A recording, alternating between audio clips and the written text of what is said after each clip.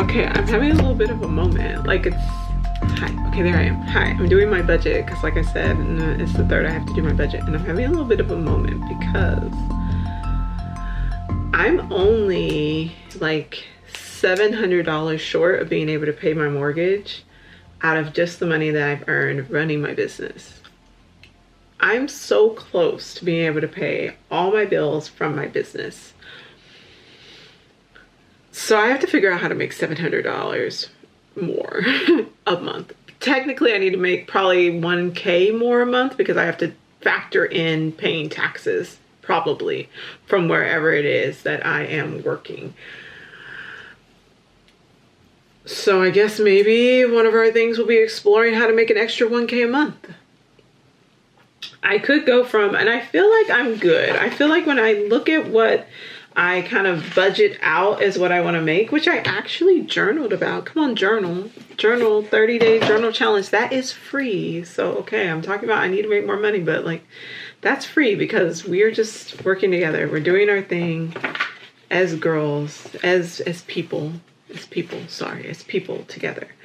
Where I was like, okay, I'm at what I wanted to make a month from my tarot services. And that one I feel is pretty consistent, honestly. I will probably make a lot more this month only because it's October and that's like when everyone wants tarot readers and stuff like that. So if you're someone who works in or wants to work in the spirituality business, if you're a tarot reader, find the shops, find local shops, go and see if they'll let you read for them. You can make money like that. You can read tarot on YouTube. I'm trying to build up my tarot channel, but I'm at like 185. I've been stuck at 185. I stopped making videos because my mom died in May and I was having a hard time. So I stopped making videos, but I've been trying to get more consistently back into it. And so that's another avenue. Some tarot people do TikToks, but I feel like TikTok is an iffy place to do tarot readings. If I do a tarot reading, I'm doing it because I want to do it. I'm not necessarily doing tarot readings for other people coming in there. You get a lot of questions about relationships. I don't even like doing relationship readings online, especially. I will do them in person because I want to have that interaction. I want to be able to kind of talk to them about what's going on. And you get ones about like health and pregnancy, which I'm not super comfortable in doing anything that has to do with health and pregnancy. Talk to me about your money, talk to me about your housing, talk to me about friendships and situations. Even again, talk to me about your relationships. But like, and personal development, self-development, I view the tarot cards as archetypes. They are just different ways of working with the energy of the archetypes. So if we're looking at your own personal development, let's do a tarot reading on that. And let's talk about what's going on with you internally, how that's showing up for you externally, and then like how that might be reflecting in what's going on with the people around you. I'm perfectly comfortable doing that. But when we get into like some of the other things, I'm like, yo, I feel like there's someone who got a degree in that area that you should go and talk to about that. Your health, I feel like there's someone who got a degree in that area, you should go and talk to about that. Or got some type of like specific training even in that area. If you're one of those people who's like, I want to do holistic and all that other stuff. There's someone who got holistic training in that area. Like I'm not a medical medium or stuff like that. I don't do that stuff. So that stuff makes me really uncomfortable. And you can find a lot of that on TikTok. So I would just be mindful of that. And let's see, I'm trying to think of where else you could do tarot for events. You could just do for events. So reach out to like, send a message to the marketing person who does events. Hotels do a lot of Halloween events now. They do a lot of just like events now. And so you can always say like, hey, for like a bachelorette party, for a wedding party, for for your Valentine's parties, like get a tarot reading for your relationships or something like that. You can do stuff like that. It's super fun. So there's a lot of avenues, personal events, so if you haven't already and you're a tarot reader, you need to make a website. I use WordPress for mine. Make a website. You need to find someone who does scheduling. So you can do your scheduling through your website, but you need to check out how it works. You'll probably have to pay for it. You'll probably have to pay for it, but it will make your life easier. And then I use Acuity scheduling. That was a recommendation I got from the Tarot Girlies on Twitter. So I use Acuity. You can also do like just maybe offering like 1-card readings or something like that through the different social media sites, and sometimes that'll get you some clients. But I have found that doing in-person events works much better. So that's what I recommend.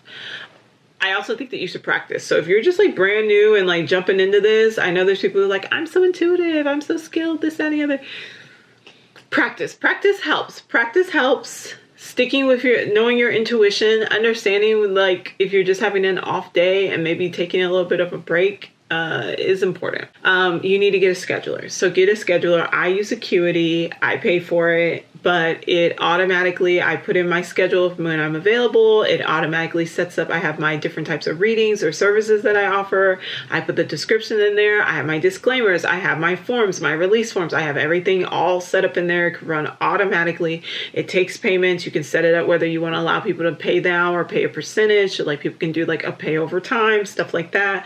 If you want people to have to pay a down payment and then have to pay later at some point, you know, the full thing, you can set that up however you want it to be. So it's really great to have a scheduler that takes payments. And then for me, I just use my Acuity scheduler and then I link that to my website. So I have a book with me, book now, you know, all that other stuff. And you just click that and then you can pick whichever one you want to use.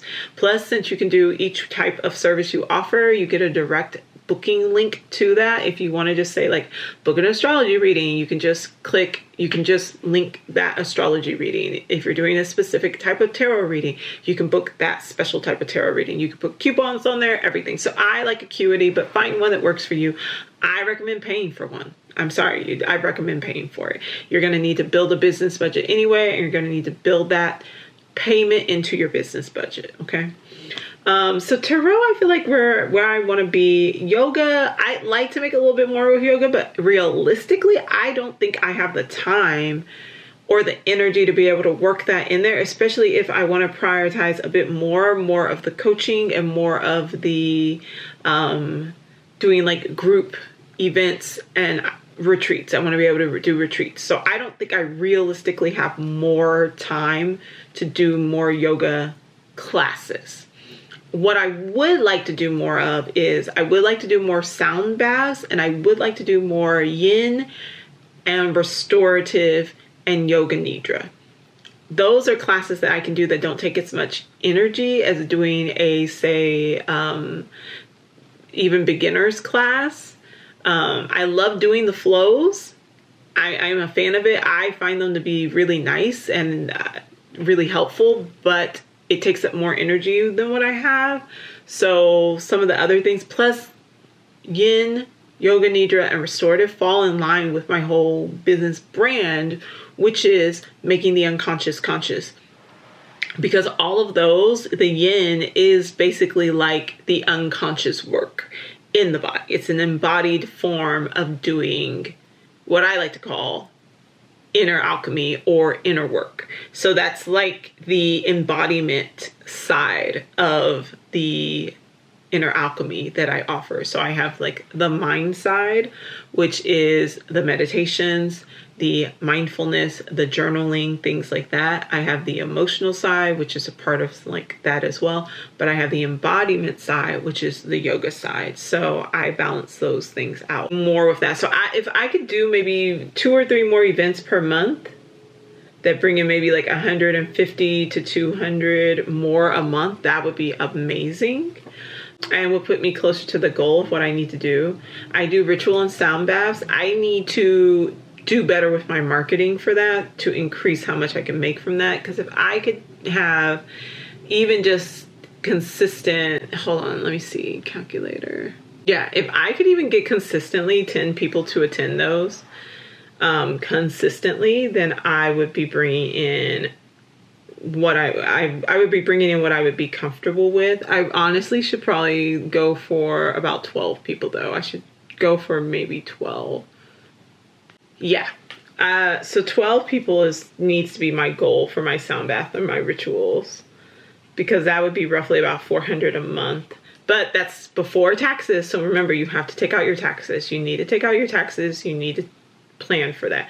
So probably my goal really needs to be, my stretch goal needs to be 15 people consistently at each one. And then my like normal goal needs to be 12 to 10 people. Right now, I fluctuate a lot between how many people I have attending the events. So we're just going to have to see how that one pans out. Astrology, my astrology numbers are not where I would like them to be. I would really like to do about 300 a month in astrology. I think right now I randomly will do between 0 to 400 a month in astrology. It just feels like it kind of depends. So that's what I'd like to get more consistent with. And then now I have my workshop that I want to do, that I think I'm going to end up doing workshops probably every quarter.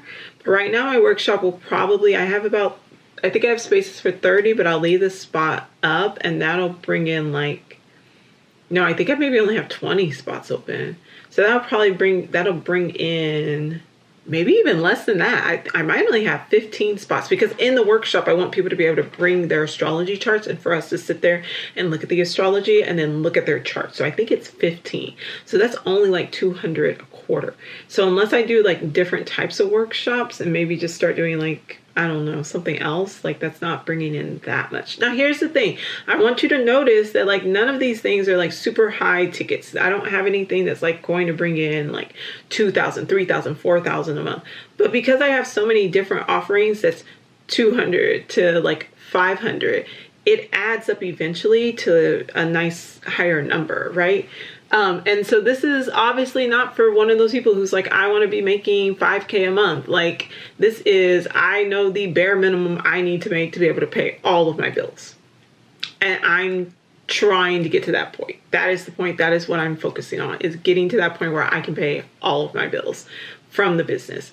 But I understand that like that just might not be a thing right now. I understand the economy. I understand that maybe I need to pivot my marketing and things like that, or pivot my services. I'm open to that information. So we're just going to see how it pans out. And if I need to get a job doing something else, like I will do that, because realistically, I will pay my bills.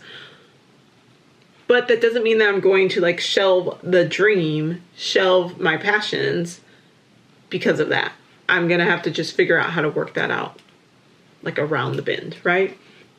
So right now, that's where I am with like, as far as the offerings that I have. So we'll see how that pans out, but we're very close. We need like 1K more. And even these little adjustments to this would put me there at my goal. So we're just going to have to see kind of how that pans out. The other thing is that since the workshops are probably going to be every quarter, so if I could do maybe workshops every quarter and then retreats every quarter, because I heard that you can make more with retreats. So I'm not sure how much you would make with a retreat, but you would make more money with a retreat.